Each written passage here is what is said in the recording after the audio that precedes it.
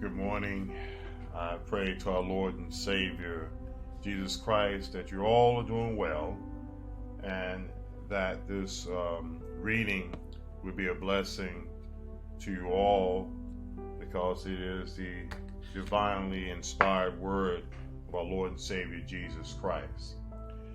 This morning we come to you reading Genesis, the 42nd chapter, and the title for this chapter is Joseph's Brothers Go to Egypt. Verse 1. When Jacob learned that there was grain in Egypt, he said to his sons, "Why do you just keep looking at each other?" Verse 2. He continued, "I have heard that there is grain in Egypt. Go down there and buy some for us, so that we may live and not die." Verse 3. Then 10 of Joseph's brothers went down to buy grain from Egypt. Verse 4. But Jacob did not send Benjamin, Joseph's brother, with the others because he was afraid that harm might come to him. Verse 5. So Israel's sons were among those who went to buy grain, for there was famine in the land of Canaan also. Verse 6. Now Joseph was the governor of the land, the person who sold grain to all its people. So when Joseph's brothers arrived, they bowed down to him with their faces to the ground. Verse 7. As soon as Joseph saw his brothers, he recognized them, but he pretended to be a stranger and spoke harshly to them. "Where do you come from?" he asked. "From the land of Canaan," they replied, "to buy food." Although Joseph recognized his brothers, they did not recognize him. Verse 9. Then he remembered his dreams about them and said to them, "You are spies. You have come to see where our land is unprotected." Verse 10. "No, my lord," they answered. "Your servants have come to buy food." Verse 11. "We are all sons of one man. Your servants are honest men, not spies." Verse 12. "No," he said to them, "you have come to see where our land is unprotected." Verse 13. But they replied, "Your servants were 12 brothers, the sons of one man who lives in the land of Canaan. The youngest is now with our father, the one who is no more." Verse 14. Joseph said to them, "It is just as I told you. You are spies." Verse 15. "And this is how you will be tested. As surely as Pharaoh lives, you will not leave this place unless your youngest brother comes here." Verse 16. "Send one of your number to get your brother. The rest of you will be kept in prison, so that your words may be tested to see if you are telling the truth. If you are not, then as surely as Pharaoh lives, you are spies." Verse 17. And he put them all in custody for 3 days. Verse 18. On the third day, Joseph said to them, "Do this and you will live, for I fear God." Verse 19. If you are honest men, let one of your brothers stay here in prison, while the rest of you go and take grain back to your starving households. Verse 20. But you must bring your youngest brother to me, so that your words may be verified, and that you may not die. This they proceeded to do. Verse 21. They said to one another, "Surely we are being punished because of our brother. We saw how distressed he was when he pleaded with us for his life, but we would not listen.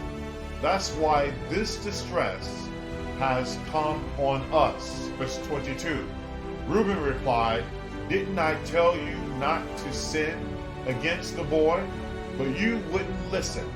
Now we must give an accounting for his blood." Verse 23. They did not realize that Joseph could understand them since he was using an interpreter. Verse 24. He turned away from them and began to weep, but then came back and spoke to them again. He had Simeon taken from them and bound before their eyes. Verse 25. So Joseph gave orders to fill their bags with grain, to put each man's silver back in his sack, and to give them provisions for their journey. After this was done for them. Verse 26. They loaded their grain on their donkeys and left. Verse 27. At the place where they stopped for the night, one of them opened his sack to get feed for his donkey, and he saw his silver in the mouth of his sack. Verse 28. My silver has been returned, he said to his brothers. Here it is in my sack. Their hearts sank, and they turned to each other, trembling, and said, What is this that God has done to us? Verse 29.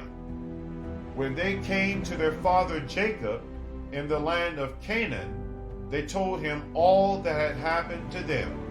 They said, verse 30, the man who is Lord over the land spoke harshly to us and treated us as though we were spying on the land. Verse 31, but we said to him, we are honest men, we are not spies. Verse 32, we were 12 brothers, sons of one father. One is no more, and the youngest is now with our father in Canaan. Verse 33, then the man who is Lord over the land said to us, this is how I would know whether you are honest men. Leave one of your brothers here with me, and take food for your starving households, and go. Verse 34, but bring your youngest brother to me, so I will know that you are not spies, but honest men.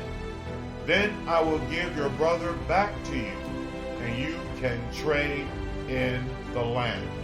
Verse 35, as they were emptying their sacks, there in each man's sack was his pouch of silver.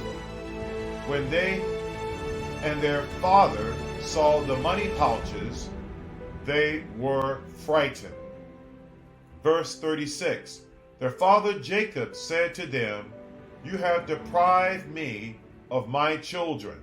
Joseph is no more, and Simeon is no more, and you want to take Benjamin?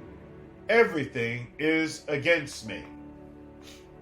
Then Reuben said to his father, you may put both of my sons to death if I do not bring him back to you. Entrust him to my care, and I will bring him back.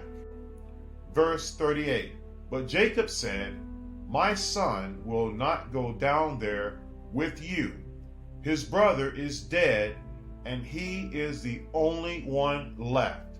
If harm comes to him on the journey you are taking, you will bring my gray head down to the grave in sorrow. May God be praised, and may God receive the glory for the reading of his divine, holy, and sacred words. I pray that you enjoyed this reading. This is the end of the reading of Genesis chapter 42. We are a young channel, so please check the thumbs up and subscribe. Thanks.